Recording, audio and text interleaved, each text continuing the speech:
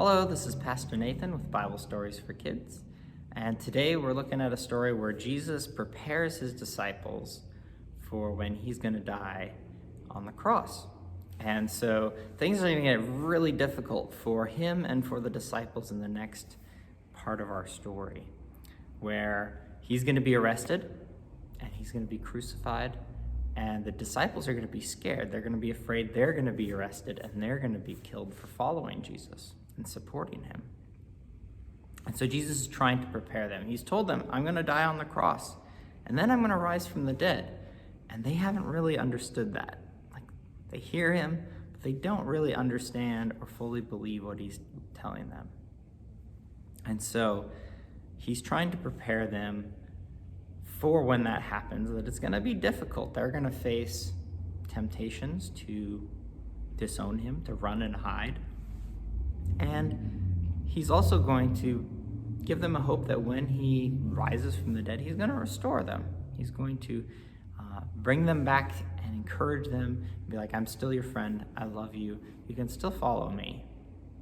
And so we're going to see that today. So let's jump in. Luke chapter 22, verse 31. Now, they were still in the upper room upstairs celebrating the Passover meal, and Jesus had just predicted that one of them is going to betray him. He told them how to be good leaders, where the best leader is someone who serves other people, who puts other people first. And now he's going to warn them and prepare them for what's coming. Simon, Simon, Satan has asked to sift all you disciples like wheat.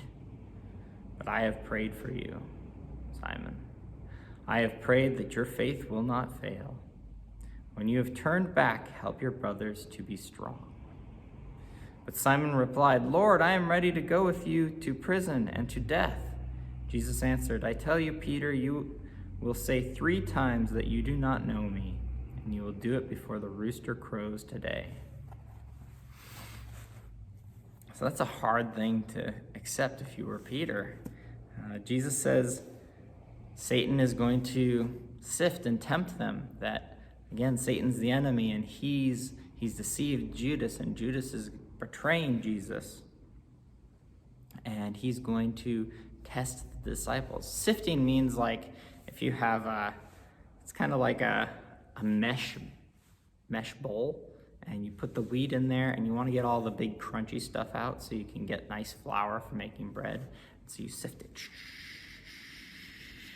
It's kind of like that, where it's shaken around and disrupts things to get the flour. So Jesus saying there he's going to sift.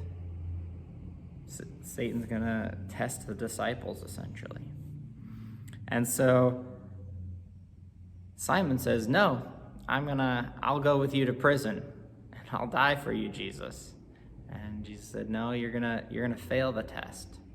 That I tell you, Peter, you will say 3 times that you do not know me, and you'll do it before the rooster crows today. So Peter's gonna fail. But Peter also becomes one of the leaders in the early church after Jesus is raised from the dead. He's the one who first steps forward and preaches the gospel and proclaims Jesus, and he ultimately will die on behalf of Jesus later in life.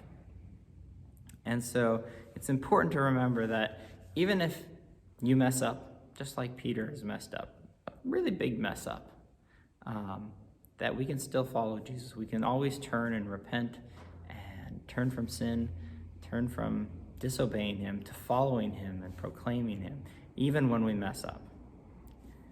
And Jesus says, and this is in verse 32, when you have turned back, help your brothers to be strong. So he encourages Peter. So I want to encourage you guys. You may mess up. Maybe it's now, maybe it's in the future. But you're going to sin, you're going to mess up, you're going to do things that Jesus doesn't approve of. You're going to disobey him, you're going to do things that are sin. And when that happens, repent, turn from that sin, say, God, please forgive me, and turn from it and go the other way and do what's right. Proclaim Jesus, follow after him, seek to obey him in everything. And that's something all of us need to work on. something you need to work on, that's something I need to work on, that's something your parents need to work on, something to continue to turn and follow after Jesus. And so even with something as big as Peter denying he even knew Jesus 3 times, betraying Jesus 3 times, Jesus accepts him back, forgives him, and encourages him to help the other believers, help the other disciples.